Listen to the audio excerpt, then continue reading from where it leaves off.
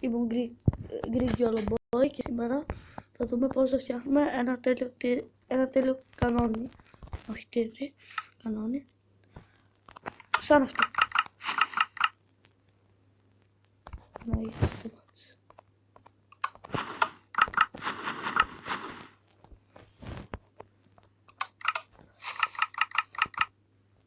Ναι, τέλος πάντων θα δούμε πώς θα φτιάχνουμε αυτό εδώ.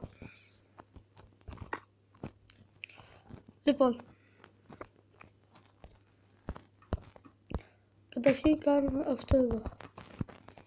Βάζουμε ένα dispenser.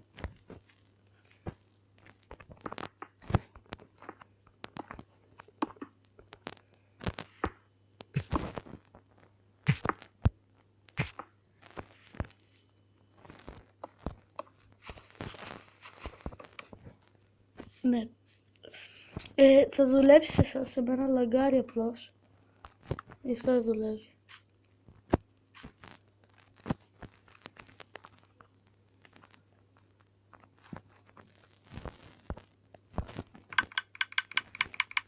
Νομίζω τώρα αυτό και το γεμίστε μέσα με ό,τι θέλετε.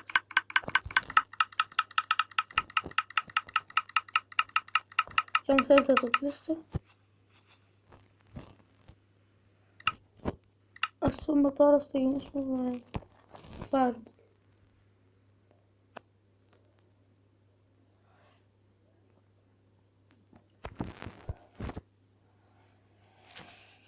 Σας είπα λαγκάρι σε μένα.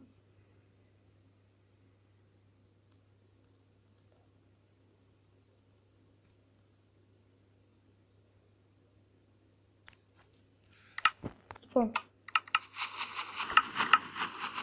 Να, έτσι θα είναι. Καλό. Και μπορείτε να βάλετε μέσα ό,τι θέλετε.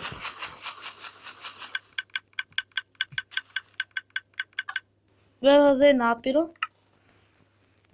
Λοιπόν, αυτό ήταν το βίντεο. Ελπίζω να σας άρεσε, κάντε subscribe, κάντε like και αντίο σας.